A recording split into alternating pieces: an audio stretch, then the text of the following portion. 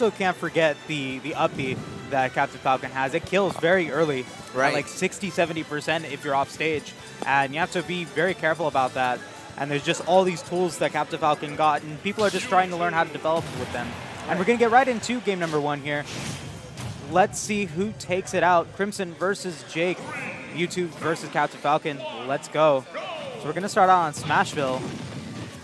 So right now, Jake's trying to dance around Crimson, but you know Mewtwo has those big hitboxes, and the way Mewtwo controls space, especially like that's one thing that did transfer that I'm seeing from Mewtwo is that his way of controlling space, his way of controlling neutral, because of his nair and because of his fair, it's still good. It's still he has still a good toolbox or toolkit to basically like impose himself on his opponent. Right. And right now you're seeing that happen. Like in that very early game, you saw Crimson just put out all these large hurt boxes that were just available to have Captain Falcon get hit. Jake was being a little bit too aggressive, unsafe with his landings, and just got a ton of damage, but then brought it back. The percentages are fairly even, and Mewtwo's fairly light. Has to be careful. Will die to a forward smash. Will die to the up B. Right. Has to be the very side B careful. too. You gotta side be careful. B, the knee. There's a lot of things that Mewtwo has to worry about. But again, also, you know, Mewtwo's a glass cannon, so he can't take damage, but he could deal it like that. That up throw will kill. Just very barely, though. Not even the Red Thunder right there. Possibly could have gotten away with that with some stellar DI. Right. It just doesn't. 111% though. Crimson gets the nair into dash attack. That's another thing that Jake has to watch out for is the rising aerials from the ledge. Mewtwo was so like Mewtwo's aerials at the ledge are probably one of the best in Smash 4. I'm not sure how that transferred really into this game, but you know, right now we're seeing some of that, you know, some of that Smash 4 edge play. But all right, Jake great gets back the air back from air. Finally gets the stock. 85% though. Will lose the stock to a charge Shadow Ball or maybe some offstage shenanigans. Yeah, and I just love the way Jake threatened to go low, and then he just jumped up and back aired, knowing that Crimson will take the bait and try to recover on stage high. But that Shadow Ball into fair, I've never seen that before. Yeah, so Jake's always been like either trying to dodge or trying to shield all those. He's not trying to dodge them at all. And it just puts Jake into a pretty sticky situation, and Crimson just got the punish off of it, was reading his options with the Shadow Ball, and it was just so good. But because of the big... Mewtwo has one of the biggest hurt boxes in Ultimate, and you saw there that he didn't really hit his body, but some of his tail actually does have a hurt box, so Mewtwo's very susceptible to maybe not getting hit from the front, but when he has his back turned to you, he gets hit by a lot more like hit boxes. And so when he was nowhere near his body, but he did hit the tail with the down air. Right. And that was a very early stock, which put him back in a position to take the game. But right now, Crimson is just kind of taking it back right now. Gets the forward smash, but doesn't take it at this point. That was an excellent raw forward smash right there. And again, the Shadow Ball into fair. Wow. Just the small Shadow Ball into fair was just...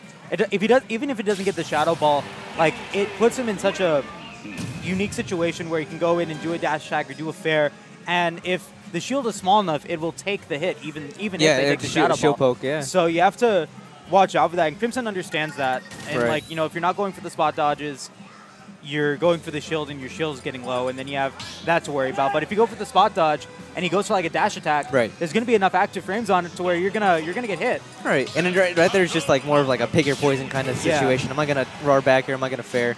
You know, or am I gonna up smash? Because I feel like you can smash attack into like Shadow Ball into smash attack just because of how much hits done. Right now I'm seeing from the Shadow Ball, but I might be wrong. I don't play this character. So Jake goes to Lilac Cruz. And right now, Crimson has started off with 75%. Oh, that was a great opportunity for Crimson to take the stock there because he had no jump, and Captain Falcon has probably one of the most, I guess you could say, like terrible disadvantage states off stage. So right now, it's not very good.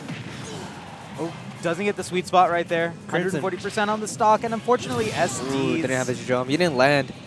No, he probably just didn't recognize it. Ooh, gets the spike. It's another spike. Gets He's the on grab. X Games mode right now. Yeah.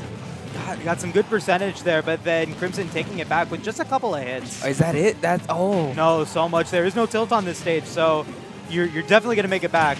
And the 2-frame on the teleport. He's so good at getting that. Good Wow. stuff there, evening out the stock scores, but 73% on the stock. Has to be careful. Uses the side B as an option instead. Some good adaptation coming out there from Jake. Right. So right now it's just this is what Jake kind of needs. He needs to keep Mewtwo at the ledge.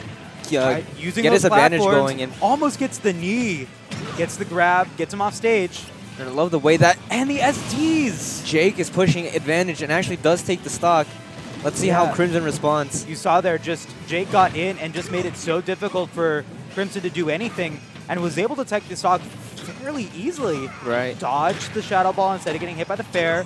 Has the up B string going. And this is where Falcon's so dangerous. His advantage is probably Oh, that doesn't take it. one of the most explosive in the game. Yep, going to make it back. And right now, just Crimson trying to take this stock. Shadow Ball fair, gets through, jumps That was and an gets excellent. the read. Yeah, that was an excellent read. I'm so sorry. I mean to cut you off there. You're good. I tend to talk a little bit too much. But anyway, back to the match. Tries to go from the knee, but decides not to go for it that time. Gets first hit in Nair. Mewtwo makes it back, gets the get back air. Tried to go for the forward smash, very risky. He was just a pixel off of that forward smash. That Right. would have taken that It would game. have definitely taken that. But right now, Crimson has racked up 65%. Side B comes in. Going for the side B again, maybe a little bit too much. Excellent reverse up air from Jake, trying to get Crimson off of that. Back throw doesn't take it yet. Gets the grab, but doesn't go for the throw. The knee doesn't hit the sweet spot. But uses a super armor from the up B to get the nair. Oh, that would have killed too. Unfortunately, Jake overextending. Jake has to calm down. He has to be patient. The opportunity will open up. It's just knowing when, and he gets the disable. The disable, and Crimson takes it after Crimson popping that off. great comeback there. Yeah, Right.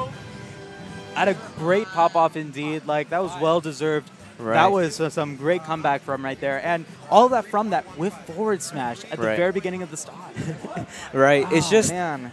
it was excellent use of the disable because he never used it that entire set. Yeah. Until it counted, and that's a